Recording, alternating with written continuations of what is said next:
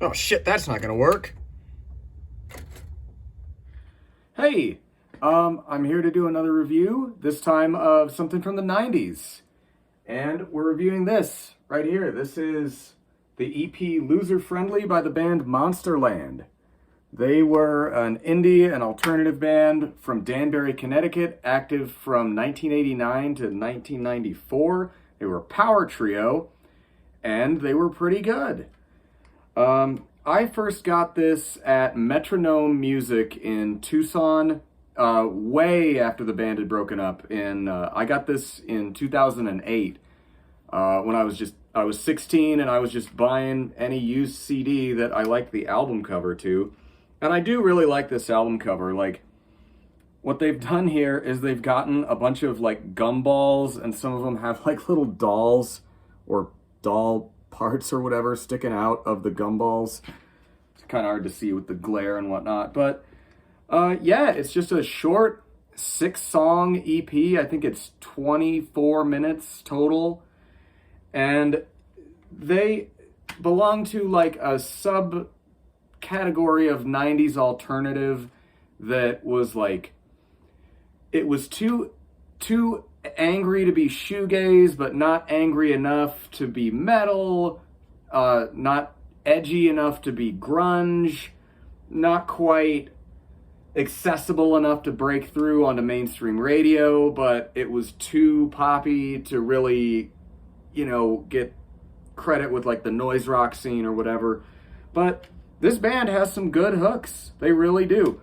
The opening track, Magazine, is one of the most scathing, brutal breakup songs I've ever heard, and it should have been on the Clerks soundtrack, and I mean that in a good way. The first Clerks movie, I'm still a fan. But yeah, it sounds like one of the songs from the soundtrack to that movie. In a good way. I mean that as a compliment.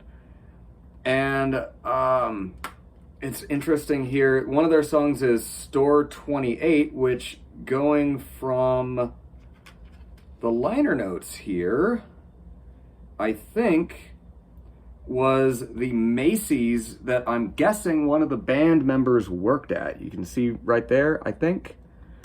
And yeah, it seems to be like a song kind of, it's a very venting about a shitty, boring job type of song. There's no room on the floor. Probably refers to like the store floor. And it's a good hook, Like, sometimes good songs can come out of crap jobs, and I think this is an instance of that. I really like the song Chris's Clone. Not sure what it's about, but it's a fun title and, again, a good song.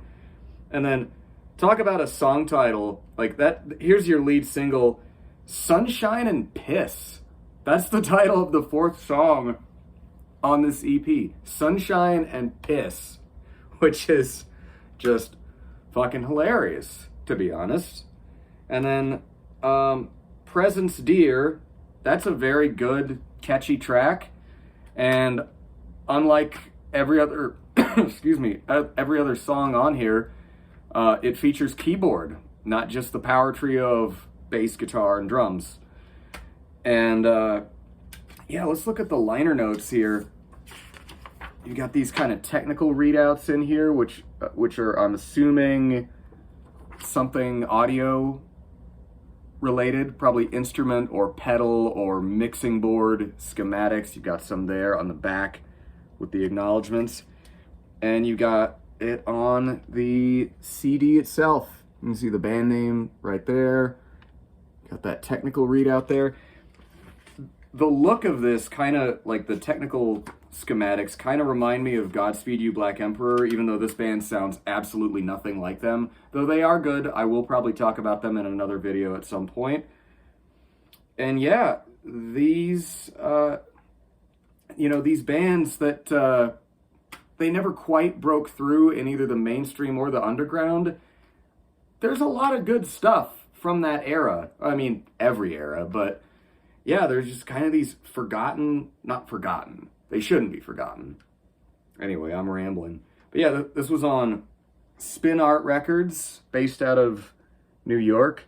And I'm guessing this is probably one of the band members getting a shot as a kid. I don't know. It's probably just a stock photo. I don't know. But yeah, and then the last track on here, 244-250, that is this close to being just a straight up noise track. Again, in a good way. Not in like a, oh, this is noise. I mean, no, this is noise. Like in a Sonic Youth kind of way. And it's funny because where this band was from, Danbury, Connecticut, Thurston Moore from Sonic Youth said in the early 90s, after Nirvana and the Seattle scene exploded, that Danbury was probably going to be the next Seattle.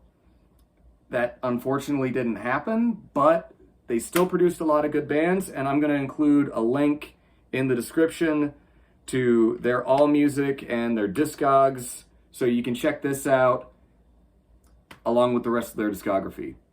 So, Monsterland, loser-friendly, solid little 90s EP, and yeah, hope you're doing well out there. See ya.